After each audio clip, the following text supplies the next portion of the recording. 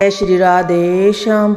धर्मराज युधिष्ठिर बोले, हे जनार्दन, फागुन मास के कृष्ण पक्ष की एकादशी का क्या नाम है तथा इसकी विधि क्या है, सो सब कृपा पूर्वक कहिए। श्री भगवान बोले कि हे राजन, फागुन मास की कृष्ण पक्ष की एकादशी का नाम विजय एकादशी है।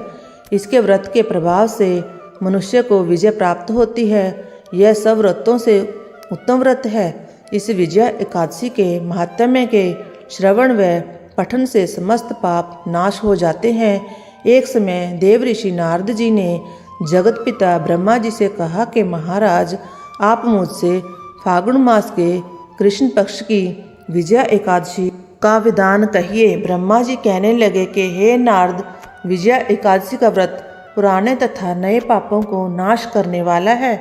इस विजय एकादशी की विधि मैंने आज तक किसी से भी नहीं कही है। यह समस्त मनुष्यों को विजय प्रदान करती है। त्रेता युग में मर्यादा पुरुषोत्तम श्री रामचंद्र जी को 14 वर्ष का वनवास हो गया।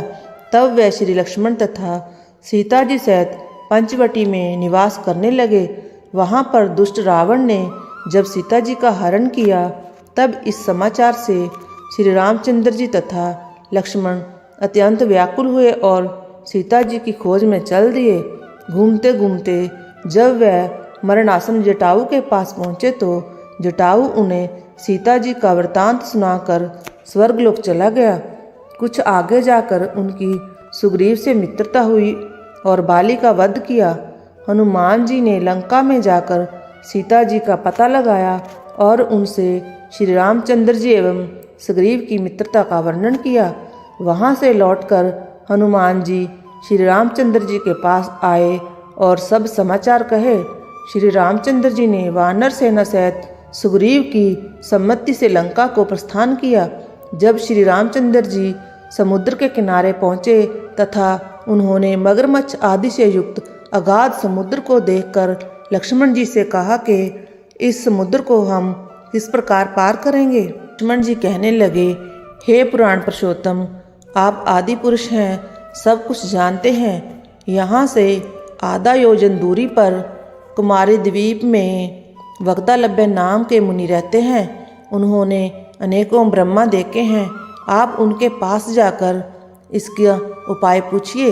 लक्ष्मण जी के इस प्रकार के वचन सुनकर श्री रामचंद्र जी वक्तालभ्य ऋषि के पास गए और उनको प्रणाम करके बैठ गए। मुनि ने भी उनको मनुष्य रूप धारण किए हुए पुराण पुरुषोत्तम समझकर उनसे पूछा कि हे राम, आपका आना कैसे हुआ। श्री रामचंद्र जी कहने लगे, हे ऋषि, मैं अपनी सेना सहित यहाँ आया हूँ और राक्षसों को जीतने के लिए लंका जा रहा हूँ। आप कृपा करके समुद्र पार करने का कोई उपाय बताइए। मैं इसी कारण आपके पास आया हूँ। वक्तालभ्य ऋषि बोले, हे राम, फागुन मास के कृष्ण पक्ष की एकादशी का व्रत करने से निश्चय ही आपकी विजय होगी। साथ ही आप समुद्र भी अवश्य पार कर लेंगे। इस व्रत की विधि यह है कि 10वीं के दिन स्वर्ण, चांदी, तांबा या मिट्टी का एक घड़ा बनाएं। उस घड़े को जल से भरकर तथा पंच पल्लव रख वेदिका पर स्थापित करें। उस घड़े के नीचे सतनजा और ऊपर जौ रखें। उस पर श्री नारायण भगवान की मूर्ति स्थापित करें। एकादशी के दिन स्नान आदि से निवृत्त होकर धूप, दीप, नैवेद्य, नारियल आदि से भगवान का पूजन करें। फिर घड़े के सामने बैठकर दिन व्यतीत करें और रात्रि को भी उसी प्रकार बैठे रहकर जागरण करें। द्वादशी के दिन नित्य नियम से निवृत्त होकर उस घड़े को ब्राह्मण को देवें। हे राम, यदि तुम भी इस व्रत को सेनापतियों सहित करोगे तो तुम्हारी विजय अवश्य होगी। श्री रामचंद्र जी ने ऋषि के कथनानुसार इस व्रत को किया और इसके प्रभाव से दैत्यों पर विजय पाई। अतः हे राजन, जो कोई मनुष्य विधि पूर्वक इस व्रत को करेगा, दोनों लोकों में उसकी अवश्य विजय होगी।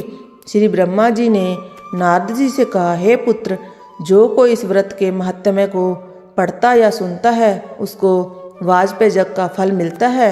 इस प्रकार एकादशी महात्म्य का 7वां अध्याय समाप्त हुआ। बोलो एकादशी मैया की जय।